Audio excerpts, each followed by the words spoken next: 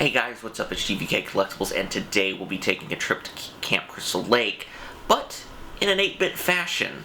This is a review of the NES NECA Jason.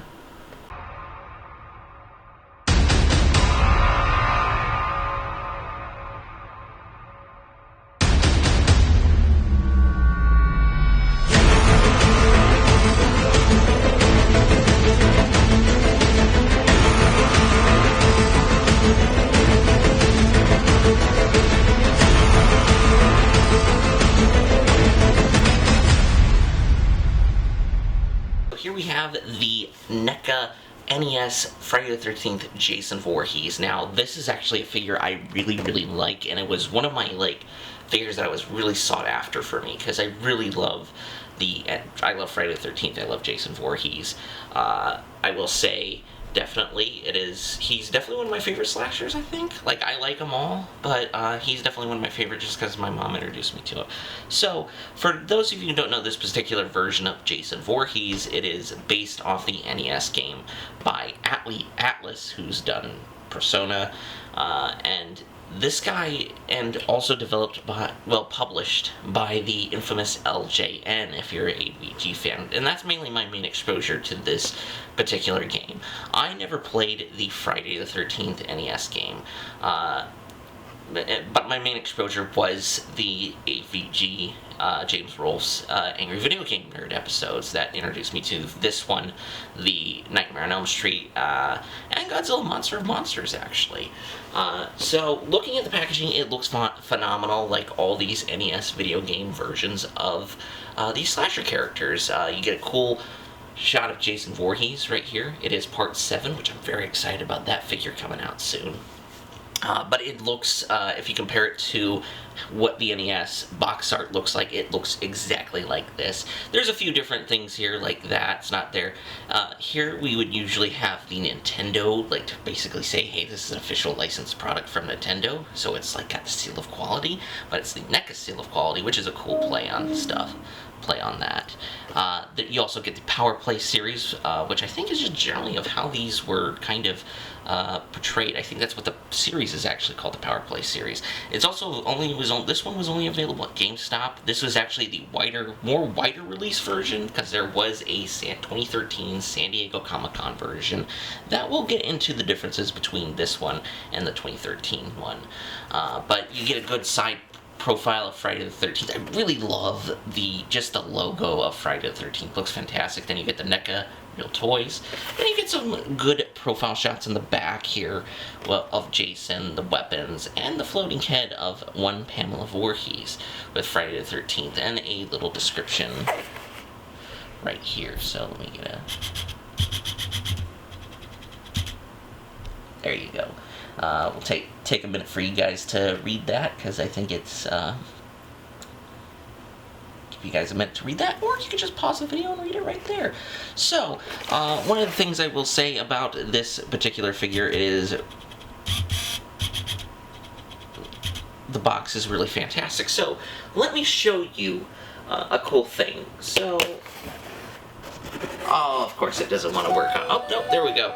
So it plays the music, and this is how just generally the frame looks. So I want to close it for a minute just because it was giving me problems last time. So here we have the San Diego Comic-Con one. It's practically the same. So if you open up the box, instead of the music playing, you get a really good look at the HUD that was in the video game itself, and also Jason's life meter right here, and also you get the infamous game over screen of you and your friends are dead, game over, which, I much prefer the Angry Video Game Nerd version of it, because it is more, let's just say, dire. So, yeah, that's looking at the box. That is generally looking at the box for this particular figure. So, let's take a look at Jason himself. So here's Jason Voorhees, the NES Jason, out of the packaging, and I gotta say, this is actually probably one of my favorite NES versions of this specific character. He's really good. The paint apps are really good. It is how he looks like. There's a lot, while there is little minimum paint apps on him, just because he isn't like a movie figure. He does have those cool kind of sculpting and paint apps. Now, one thing to note that this is based off the, it's not the Ultimate Part 3 figure, but it is based off the Part 3 mold.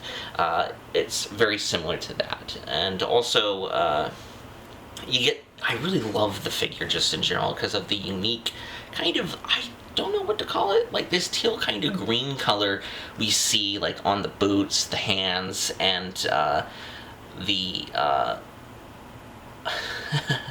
on the mask too. The mask looks really fantastic for this particular figure. It is very different comparative to the 2013 San Diego Comic-Con exclusive, but I kind of like this one. I think I like them both. I like how the 2013 one has its gimmick of a glow-in-the-dark feature, and I dig this one for coming actually with a little bit more accessories. So let's take a look at the accessories real quick.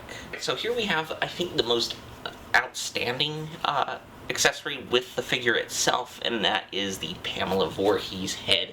Now, this is just basically a repaint of the Pamela Voorhees head that we saw with the Ultimate Jason Voorhees from Part 2, but it looks really good. It looks exactly kind of how it does within the video game itself, as it's kind of a giant, just this floating head that you encounter, I think it's like a mini-boss or something, because Jason is the main antagonist, but there's all different kinds of enemies, just because it's not very much of a game arsenal for a side-scroller, that it only really has Jason, but even then he kind of shows up sporadically throughout the game, and you gotta find him through the cabins, and you fight like rats and snakes and stuff, which is very weird. But the Pamela Voorhees head is sculpted really greatly. The head sculpt looks fantastic. I mean, it does look like how it does in Part 2, but like the paint apps and everything, it looks really cool in the game. Because, you know, NES games at the time had a really big fascination with floating heads for some reason. So, yeah. The only two next accessories he comes with are a axe, which is, I think, just basically a repaint comparative to any of the other axe figures that you can get from Jason. Probably the Part 3 axe, if I'm being honest. But you get this like really nice white color. It doesn't really have any shading on it.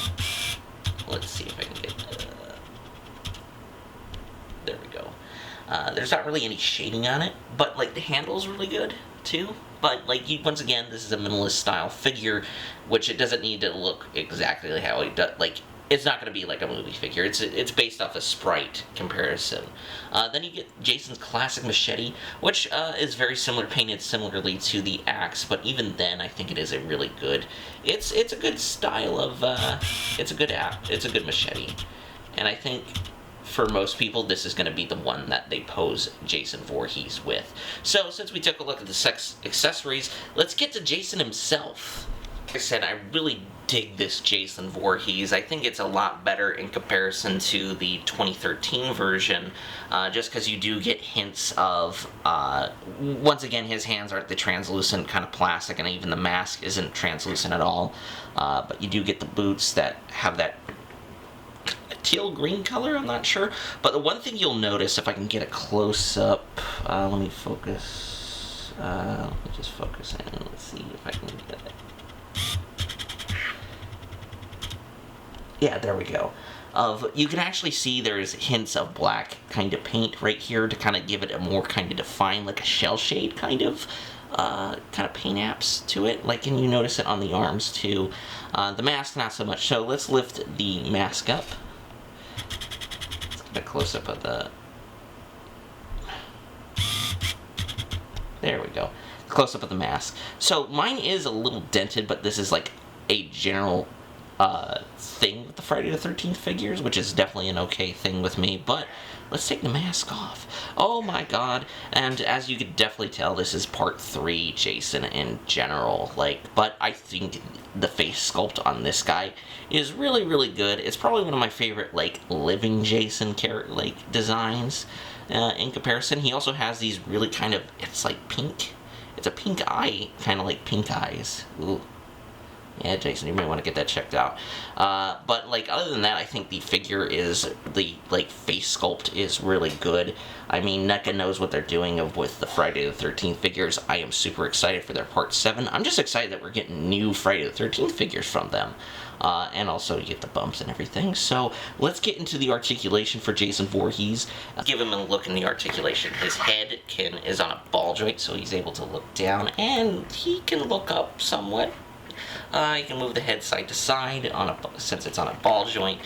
His arms can move fully around, which is great. A single jointed elbow, which it's kind of expected with these particular Friday the 13th figures, just because it is based off an older mold. You also get the hands are on a ball joint, but they're able to move up and down, and they go all around. Same thing with the other arm. The legs are on a ball joint. No, he can kick up that far.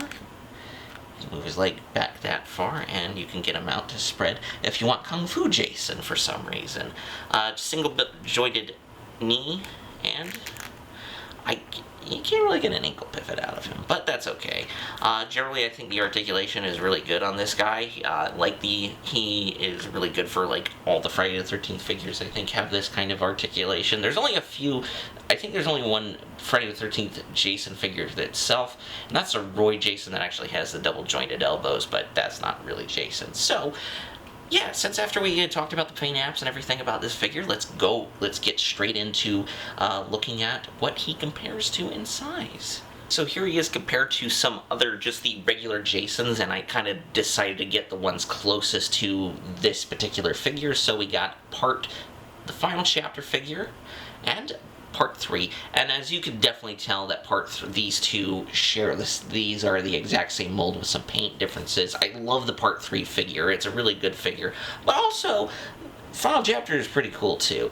But like he scales normally with with the rest of the Jasons, with I think the exception of the roughly these Jasons are all the same size.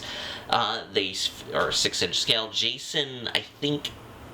The 2009 Jason and Freddy vs. Jason are definitely some of the bigger Jason figures you can get that are in the 6-inch scale, but these guys look relatively great. And to compare us to some other NES Jasons, so we have him with the San Diego Comic-Con 2013 exclusive NES Jason from NECA, and we also got the Funko Pop. That was a gift from Jack's Pop Guide. Thank you, bud, for my birthday. So this one, and like this guy, this one was a GameStop exclusive too. If you couldn't tell, I generally really love the NES design. So some of the big difference between this guy and this guy is, one, this guy doesn't have a lot of the black kind of highlighting that this guy does. Like you could definitely tell, like the undershirt is black and everything. A little hint of the undershirt is black. And you don't really get that with this particular figure. Of which one I prefer, I kind of prefer this guy right here because he looks a lot more accurate to how he looks in the game itself. I mean, as accurate as you can get to an 8-bit game. But generally, I definitely enjoy both these figures. I love the glow-in-the-dark pieces on this guy. For just pure accuracy of how he looks like in the game, I really dig this guy. And this guy's a little cute too. He's next to my my NES Freddy Krueger on my Xbox. So let's get into one more fun comparison. Right, so here he is compared to some other NES figures. So I got the NES Predator, the NES Freddy Krueger, and the NES Godzilla Monsters. And I really, really love this line from NECA. Granted, I don't have some of the big ones like the Contra figures. I think those look fantastic too, but just generally this is just a fun line. I think it's very unique, very different. All the different characters, they have really different unique color schemes to each of them, which like may throw people off who are not necessarily into the NES kind of games, but I do love the art style of like these particular figures. So yeah, I think they're just fun figures, and if you can get a hold of any of these figures, I definitely would suggest. I kind of want an updated Predator though. Randy, if you're watching this for some whatever reason, I want an upgraded NES Predator that has the new Jungle Hunter mold on it. So overall, I really love this figure, this NES Jason Voorhees. He's definitely one of my favorites of the NES line. He's very unique. He's very iconic in a lot of ways, for me at least. If you can definitely find this guy at a decent price, I mean, definitely pick him up. He's a really cool figure. I mean, just alone, just everything you're getting out of the figure, like you get the Pamela Voorhees head, you get you just get the figure itself, but you also get the cool music gimmick within the box itself. It's just a really, really good deal overall. So that's it for this review of the NES Jason. So if you guys like the video, remember to like the video and hit subscribe and hit that little bell notification so you can get notified when we upload new videos all the time. You'll get to see more mystery box openings, more figure reviews, and possibly even like Blu-ray reviews or movie reviews from myself. I just need to get on it. So yeah, I would say this is GVK Collectibles signing off. Peace.